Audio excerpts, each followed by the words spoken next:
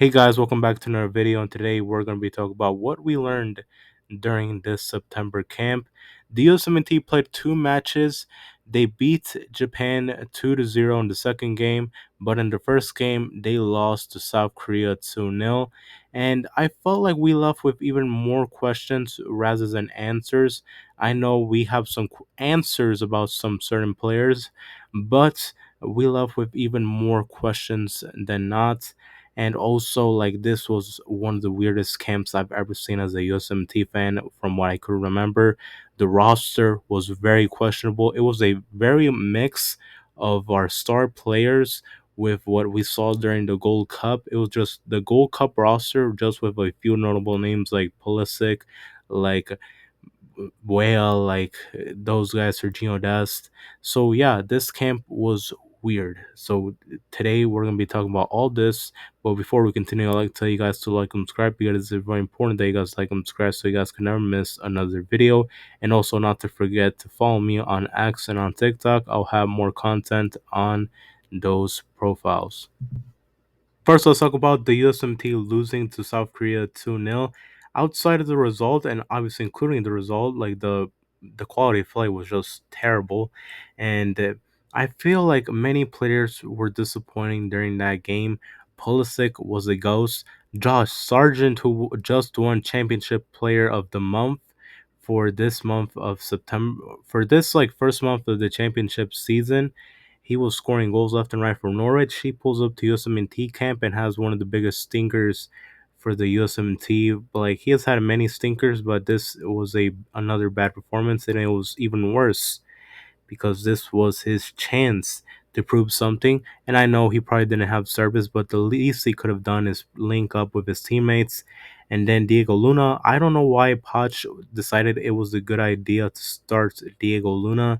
Luna hadn't played a match like in a month. He was like serving suspension from the start of the month with RSL, and he hadn't played a match with them in like a month. So I don't think it was the best decision. And then, like, players who were obviously not to par for the USMNT, guys like Tristan Blackman, who was the worst player on the pitch because he was responsible for both goals, and then Sebastian Berhalter had a terrible performance. I don't know why didn't we bring good midfielders outside of Tyler Adams? Because when Tyler Adams has to do both defensive work and carry the responsibility of carrying the ball, like, you just know it's that bad. So obviously, like, a lot of questionable decisions by Poch during this game, and there was very few positives. Like, Freeze had himself a good game. Sendejas looked promising. Also, Florian Balogun, he made a couple chances during the game when he came on. So yeah, those were the only good things that came from this game. Then the USMT actually got a decent result against Japan 2-0. We gotta keep in mind that Japan basically played like their B roster, their second string guys against us. So we have to take this result with a grain of salt.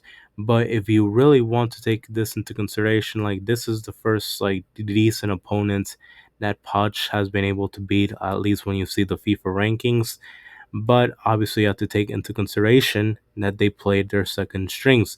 But the USMT improved in this. It was an improved performance. Like, the Poch actually tried something new. He tried out a back three. Richards actually started this game, which I appreciated because I thought that he should have started both games, but somehow, some way, Marius Pochettino decided it was a good idea to leave him on the bench for the first game. But at least for this game, you can see why Chris Richards is important to this back line. And then, like, a couple players out of themselves like good performances. Ballo looked really good. He made a couple chances. I know he wasted one in the first half, but he scored a goal in the second half. Pulisic had an improved performance overall, and then Sendejas had himself a banger, and then Matt Freese with another strong performance in goal.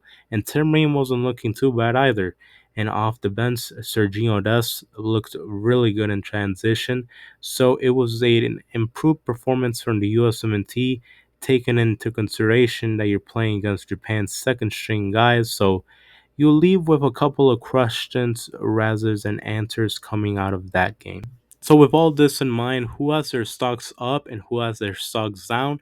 Starting with who has their stocks down, obviously Josh Sargent.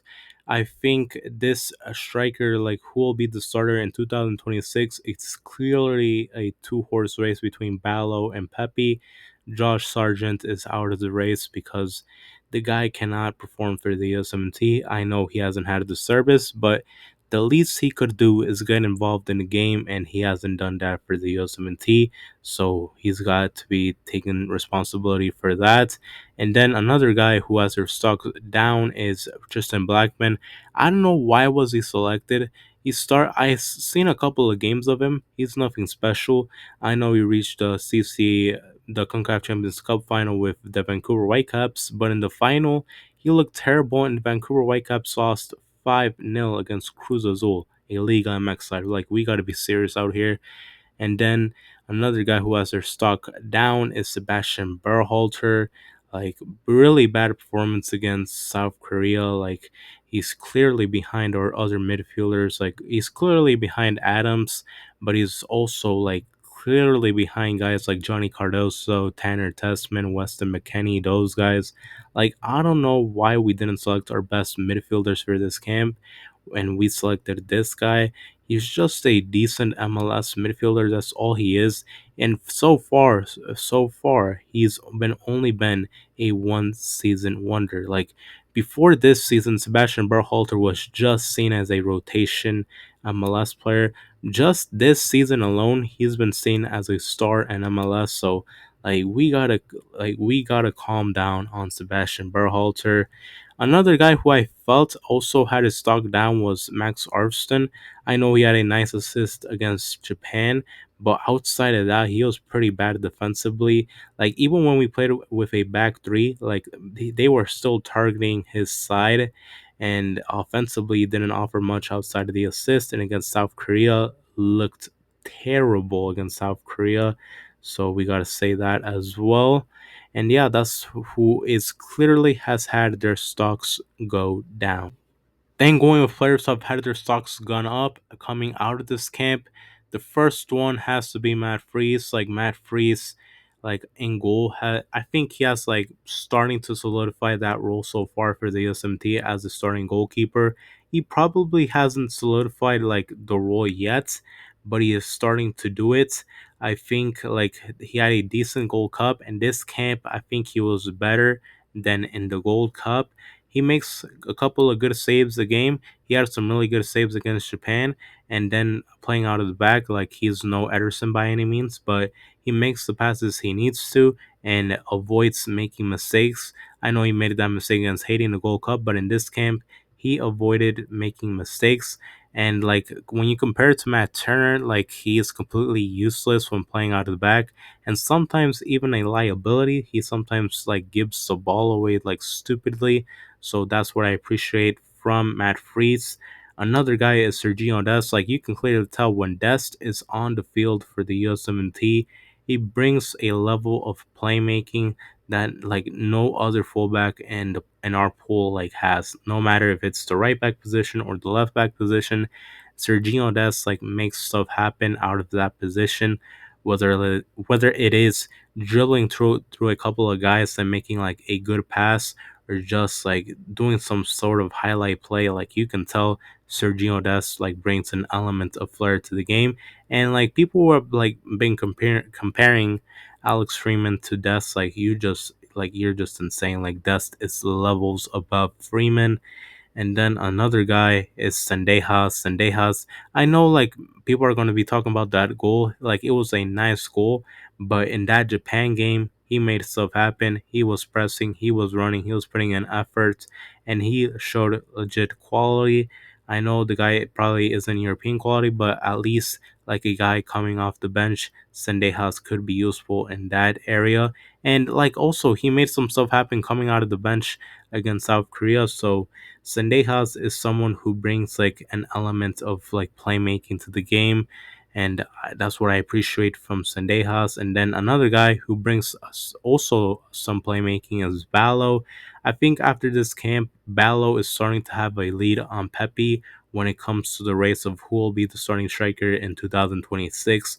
Clearly, I think Balo is the better player, but who's the better finisher? I think it is Pepe. Pepe is a poacher, while Balo tends to miss many chances. But if Balo can at least like make chances and like put away like one or two, I think he can have a lead on Pepe. Like Balo just brings like a lot of things to the USMT like that Pepe just can't. He brings pace, he brings a threat on the counterattack. He stretches out the field for the other guys. So Bala brings a lot of things. I know they're both like two different players. So I think in this for this certain player pool, I think Bala just fits the U17 more. But if he can at least like be a better goal scorer, at least like a tiny bit, like just put away a couple of chances. I know you generate a lot, but you gotta put them away. So if he can do that like he did in this camp, I think he can have a lead on Pepe. So next, we're going to be talking about what does Mario Spacino need to do for the next couple of camps, which is going to be in October and November for the USMT. And the answer is simple. If Mario Spacino said this will be the last camp used to test out players, please call in the big guns. Like I know, for example, like in midfield, the best we got is certainly not Sebastian Berhalter and Christian Roldan. Like we all know, and you know that we have guys like Aiden Morris and Tanner Tessman who've started out the season on fire for their clubs. And then this is without even mentioning that Johnny Cardoso is literally starting for Atletico Madrid. And while Weston McKennie hasn't started the season too good for Juventus, we all know the type of seasons he has had with Juve and what he can do for the USMNT when he's on his day. So yeah, you got to start to call in the big guns. Anthony Robinson coming back into fitness, so no more Max Arston as a starting left back, please. And then like call in Malik Tillman, call in Gio Reyna, please start in to call in our big guns, and actually call up Joe Scally. Like Joe Scally starting in the Bundesliga. Like Alex Freeman, nothing against him, but Joe Scally is clearly ahead of Alex Freeman, so please call in the big guns. We are less than a year away from the World Cup, so we got to start in to call in our best players, and you have to start calling them in because you have to know how to use our best players. Like the federation pays you $6 million a year for this job, so please take it seriously for once. So yeah, that's all I have to say. Thank you guys for watching. We'll see you guys in the next video. Bye bye.